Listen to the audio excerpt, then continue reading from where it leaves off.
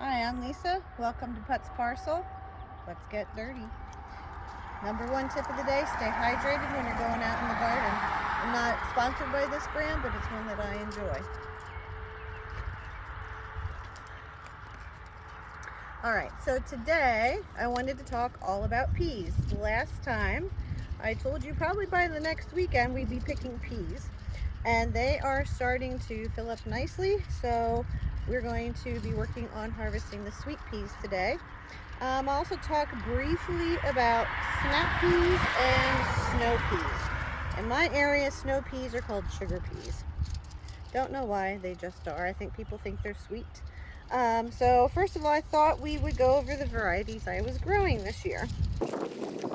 So for sweet peas, this is my favorite new variety.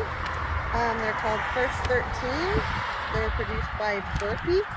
And they're called First 13 because you can get up to 13 sweet peas per pod. The snap pea varieties I grew this year are Spring Blush, and I showed you those up close in person last time. And Super Snappy. And remember, I'm just here to show you what I do and how I do things. You do what works for you. And if I were to grow snow peas, this is my favorite variety, which is called Golden Sweet. I will actually eat these raw. I do not like them cooked. I didn't plant any snow peas this year. I have a couple members of my family that like them, and my dad likes them, but I don't particularly care for them. And I just like to optimize the garden and grow the maximum amount of what we do eat and will use. So I just chose not to plant them this year. So peas are not a particularly difficult crop to grow. They like to grow in cold weather. So in my area, I'm in southeast Pennsylvania, zone 6B. Our rule of thumb is to get out all of our cold weather loving crops by St. Patrick's Day. Now my cold crops I did get in a few weeks late this year. And of course that isn't a hard and fast rule, it's just something to use as a judge of when you can start planting things out. We want to start planting our cold weather loving crops out as soon as the ground is workable. Some years in St. Patrick's Day, my ground is still frozen. If we've had a really wet winter, my garden is just a soggy mess. Sorry about the traffic, we're kind of close to the road here. So for peas, these are my sweet peas. Like I said, this is my First 13 variety. And these are purple potted. I must have thrown that package out because I couldn't find that to show it to you. But they're just called purple potted peas. They're sweet peas. They're peas for hauling. So I did plant these, I believe, around the first week of April. And they are starting to fill up nicely and get ready to be picked. So for peas, what I will do is I trellis mine. There are some varieties that are shorter. This First 13 variety is a little bit shorter. It probably doesn't need support, but it just helps picking to go a little bit easier and keeps the plants upright. This purple potted pea variety you can see is actually taller than my trellis. So it could probably use higher support, but this is what I have, so this is what I use. So this is just wire fencing, and I have it attached to T-posts. So I sew one row on each side of the trellis, and I do use an inoculant. This is called Pea and Bean Booster. Again, it's from Burpee. I am not sponsored by them. And I just sprinkle a little bit of this in the row with them. This is an inoculant. It also does have some nitrogen in it, and it can be used for lima beans, peanuts, dried beans, peas, and lentils. A lot of people will soak their pea seeds in water before they plant them. It's just supposed to help with germination. I don't tend to do that. because I want to make sure I have the right amount of pea seeds. If I soak too few, then I've got to wait a few days to plant the rest.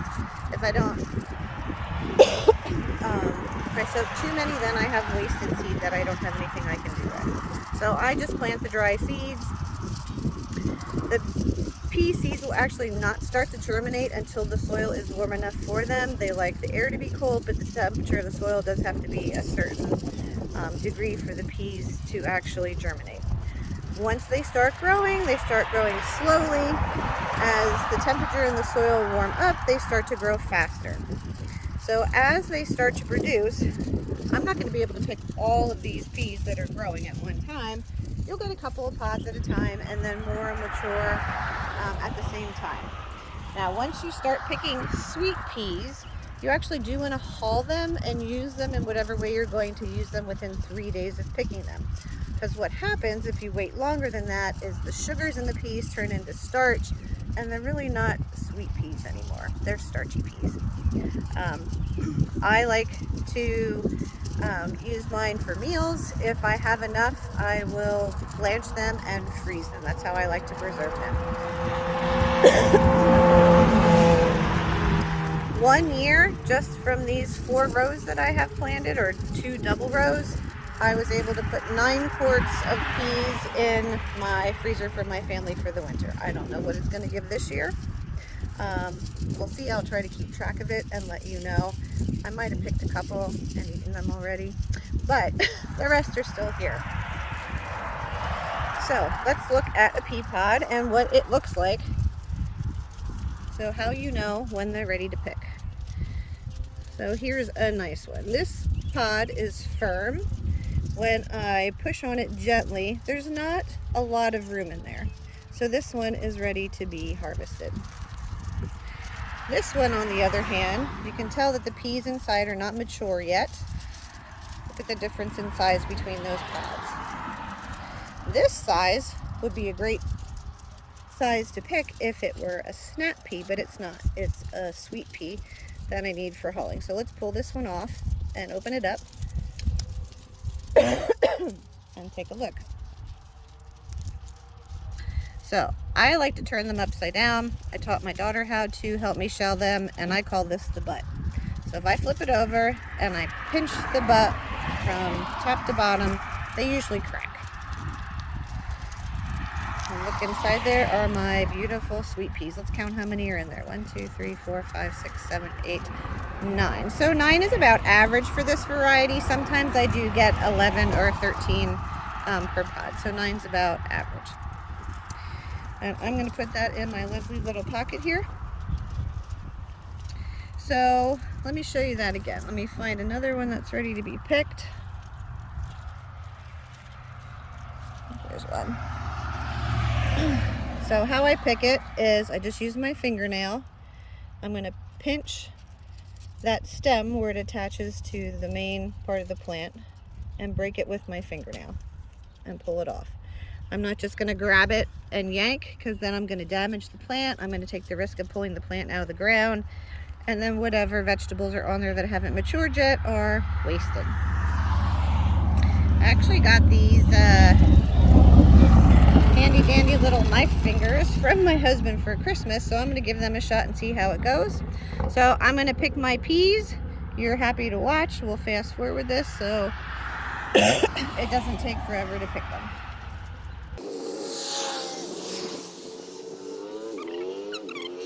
So you do have to hunt and move the plants and look for them. They like to hide. I'll give this an A+. So if you don't have these little knife fingers, as I call them, or a hard fingernail that you can break that stem, you can also use some kind of little clippers like these. Let me see.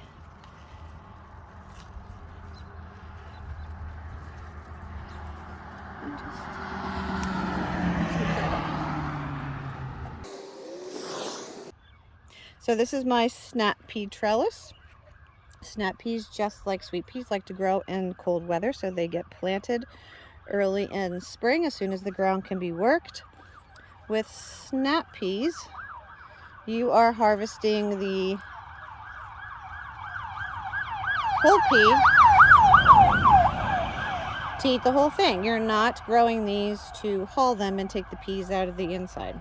Here's one that was hiding, so definitely a little too mature, but we're going to eat him anyway. And you want to pick these. Let me see if I can find a nice one for comparison. So this one is a little immature yet, and this one is just starting to plump up. So this is the size I like to pick them at. You can pick this one and eat it if you want to, but I'm going to give him another day or two. But I'm just going to pick these the same way. I'll use my fingernail or my knife finger here and just cut that so I don't damage the plant. And then pull off the stem end, pull off the butt end, and you eat the entire pea. Now, peas, doesn't matter what variety it is, snow pea, sweet pea, or snap pea, they're great at giving you a first big harvest. As you can tell by the bottom of my plants, these are starting to die off already. So they are almost done.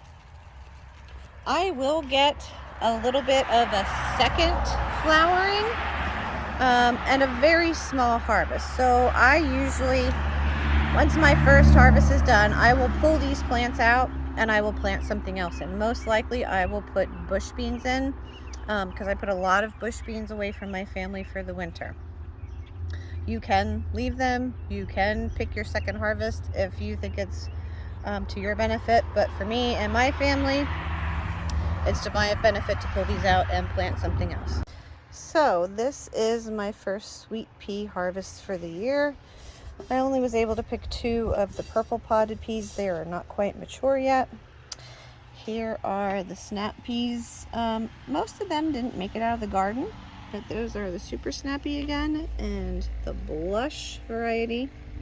I did want to go back a little bit, and I told you that when I plant my peas, I use this pea and bean booster, and it has an inoculant in there. The inoculant in there makes sure that the seeds have the correct bacteria that they need for the plants. But peas in and of themselves do not need a lot of nitrogen because they are nitrogen fixers. They're a good thing to plant when you need to put more nitrogen into your soil. So thanks for joining me at Putts Parcels today. Again, my name's Lisa. Go get your hands dirty.